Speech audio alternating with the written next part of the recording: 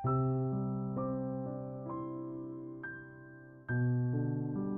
mendapatkan berkah luar biasa karena saya sudah diberi janji sama seorang bapak untuk mengampuni anak apapun yang terjadi.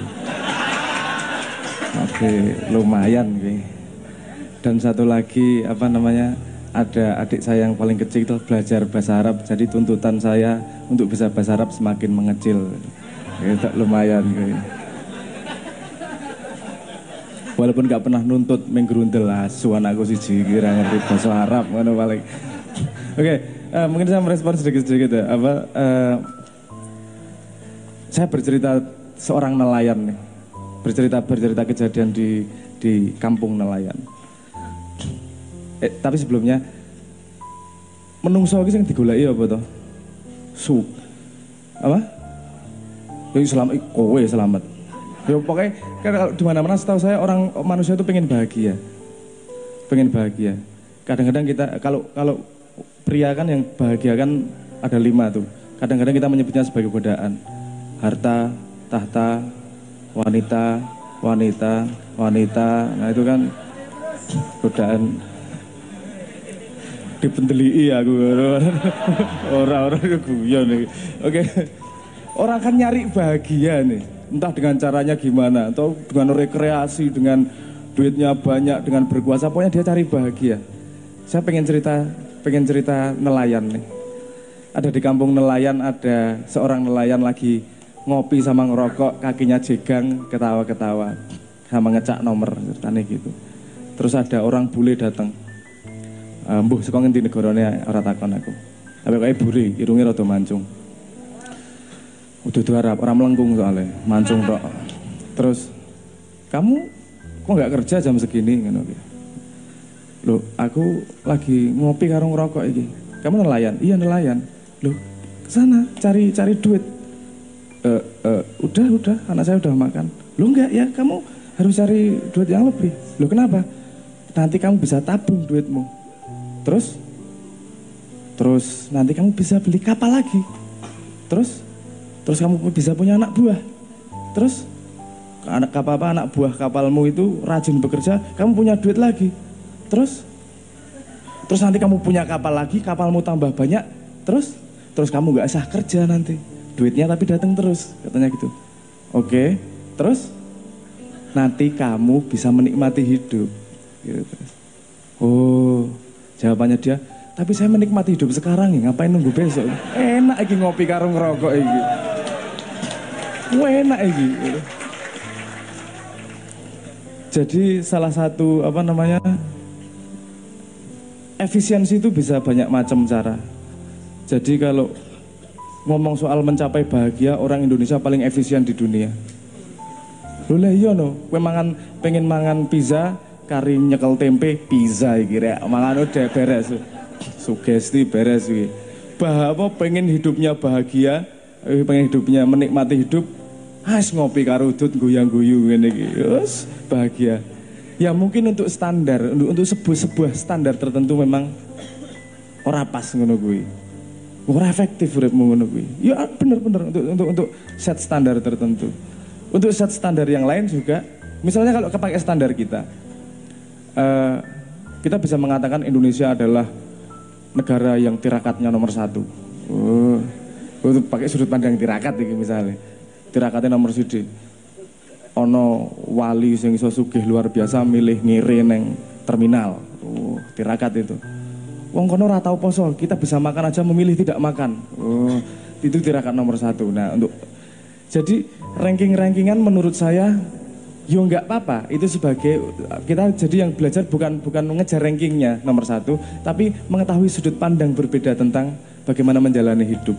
Itu konsep yang menarik juga. Oh, cara mereka menjalani hidup, ngukur urip ki ngene to carane. Nah, kita nggak harus seperti itu. Tapi yo belajar dari itu juga nggak masalah. Karena mereka melakukan itu untuk menuju bahagia. Kita kan wis bahagia kira rasa melakukan itu. Ya ora? Bukan berarti terus kamu meninggalkan itu juga kalau menurut saya. Lakukan itu ya ora masalah. Tapi konsepnya sudah berbeda. Mereka mencari kebahagiaan. Kowe wis bahagia, melakukan itu sebagai iseng-iseng urip lah. Hidup efisien, iseng-iseng aja. Loh, Hidup itu mengisi kegiatan ngantri nunggu mati kok mingan. Ya ora. Kok kaen dinge ya mati kok. Oke, kowe ngisi kegiatan ngopo ya nunggu mati. Oh, ngono cara dadi wong ampuh. Oke, menurutmu ngono ya, aku tak main ning lapanganmu. Misalnya gini. Menurut mereka paling ampuh ki sing pemain bal-balan. Kowe isone sepak takraw misalnya. Ora ono hubungane bentik misalnya ora ono hubungane. Neng karena kowe wis ora masalah. Ya wis tak main lombamu wis. Ayo. Main apa jenenge? Bal-balan. Kan jadinya kamu tidak punya beban. Kita jadi tidak punya beban juga. Bukan menuju kebahagiaan, ngisi urip kok. Arep nggo cara ngono, oke, cara ngono. Sing ora nggo cara ngono tirakat, oke, nggo cara tirakat. Ya seperti katanya Cak Nun tadi. Asli. Loh. Itu bapak kita semua. Masuk saya ngomong bapak toh. Saya mau ngomong gimana aja dimaafkan kok. Tenang aja, tenang aja.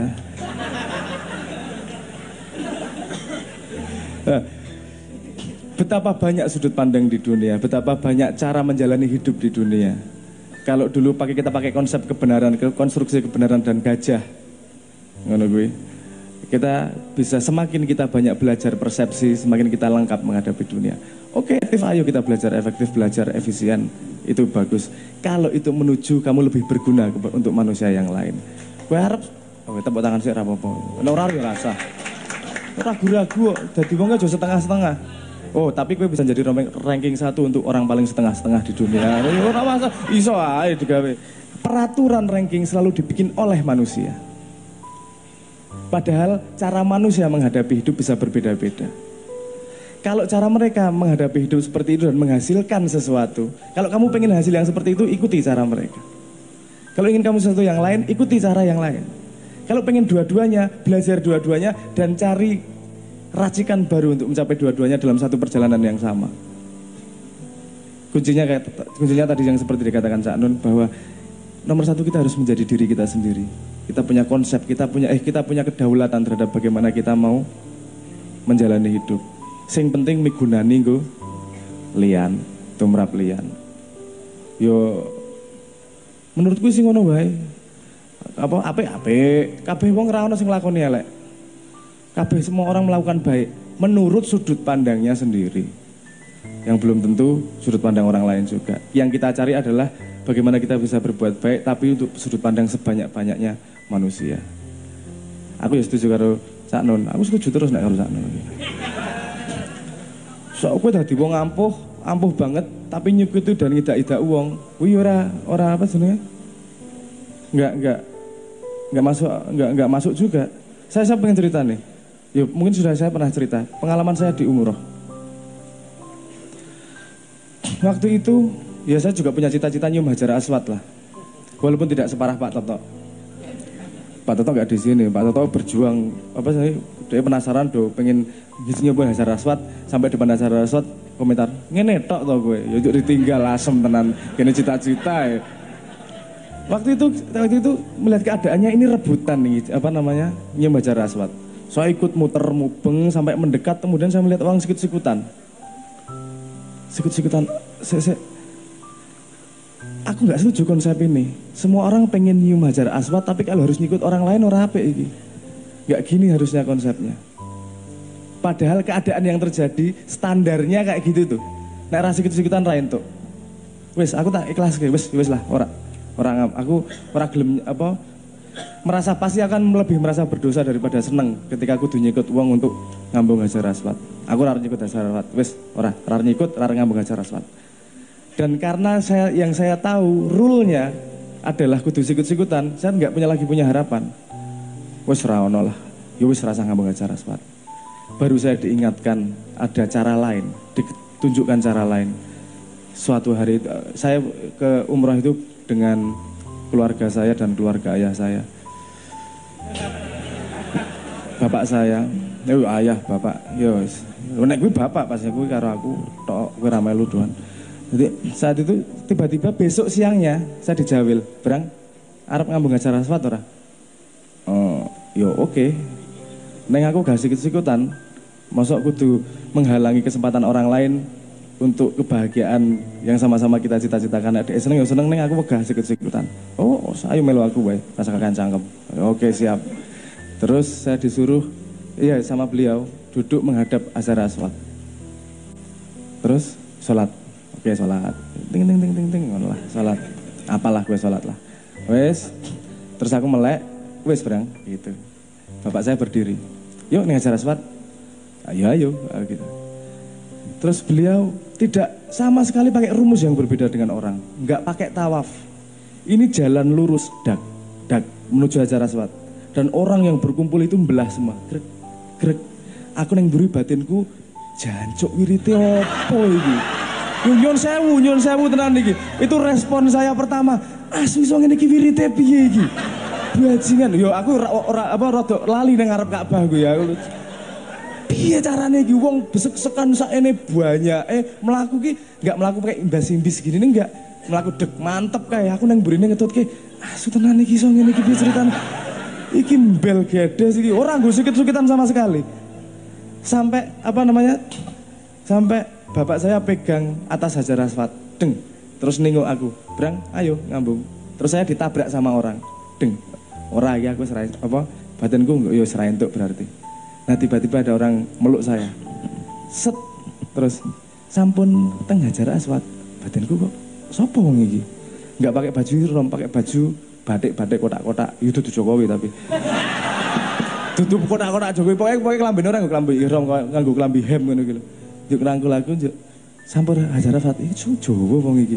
Terus dereng, ayo, aku dipeluk gini, ini sing nyikut-nyikut deh, glodok, dari nyikut aku, sepenting aku nyikut lah, ngono wae lah, alhamdulillah lah iki ngono iki. Wes ngambung, wes ning kono ngambung, wes rampung, terus wes berang ngono. Wes, yuk gitu.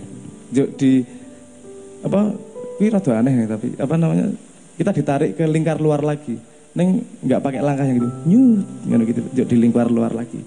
Kaya di cangking, ana sing nyengkiwing ngono lho. Kayak kucing dijengkiwing. Berat di luar terus muter kita.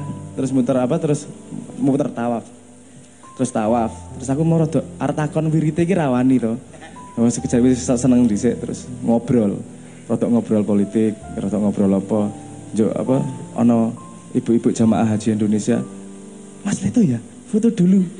Batinku Ka'bah, bajingan Ka'bah. Kowe sih arep foto karo Leto iki lho, kowe bekas skala prioritasmu suwe ngono iki. Piye to cerita? Ya oke lah, ya wis ra apa-apa lah. Iki aku isine mosok ning ngarep Ka'bah, Mas Leto boleh foto tangan selfie matane. Isin aku sangat malu. Terus aku sudah minggir lah karo bapakku njuk mubeng meneh, njuk ngomong panjang lebar yang ngomong membahas sesuatu. Terus aku sempet takon apa sene ora ana wiritan apa dongane ngene iki ndonga. Aku kelingan iki mau iso mbelah lautan manusia ya wis lah rawane aku mengane digetak ra iso mlaku aku ya wis akhirnya selesai kejadiannya. Nah itu banyak pelajaran di situ, di urusan keajaibannya. Tapi cara mencapai sesuatu bisa sangat bermacam-macam. Banyak cara yang tidak kita ketahui untuk mencapai sesuatu. Tidak hanya banyak jalan menuju Tuhan, banyak jalan menuju apa yang pengen kita tuju. Ono jalan alternatif, ono jalan tol, segala macam, banyak cara. Ono jalan pintas dan seterusnya, banyak macam. Tidak hanya satu macam. Jangan sampai kita terjebak kepada hegemoni dunia bahwa cara mencapai kebahagiaannya hanyalah satu cara. Kita sebagai orang Indonesia dengan cara kita sendiri bisa menemukan apa yang mereka ingin capai. Paling itu yang ingin saya sampaikan.